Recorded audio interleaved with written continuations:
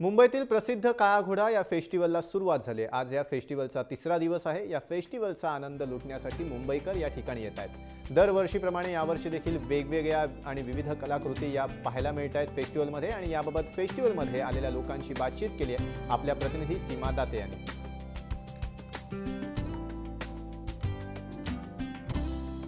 किंवा आणखीन काही कलाकृती असतील, अगदी नाविन्यपूर्ण अशा कलाकृती आहेत आणि यांचा एकूणच संग्रह जो आहे तो या काळा घोडा फेस्टिवलमध्ये पाहायला मिळतो.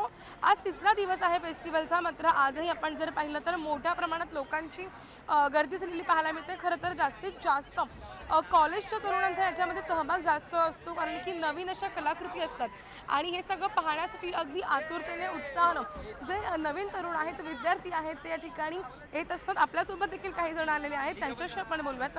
काय सांगाल, काळा घोडा फेस्टिवलला आलेला आहात, काय नवीन पाहायला मिळतं यात? माझं हे दुसरं वर्ष आहे. मी नेहमीप्रमाणे मित्रांसोबत आलेलो आहे आणि दरवेळेला नवीन काही ना काय असतं. खूप छान वाटतंय आणि या सेकंड टाईम आहे माझा काला घोडा. आणि त्या दिवशी जे बघितलं होतं फर्स्ट टाईम आणि हे बघितलं होतं काला घोडा, ते सो डिफरंट आहे, सो खूप छान आहे.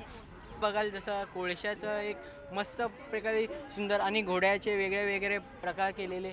तुम्ही अजून पुढे जाल, तुम्हाला अजून काही आकर्षण मिळेल. माझा हे फर्स्ट टाईम आहे आणि मी खूप एक्सायटेड आहे अजून.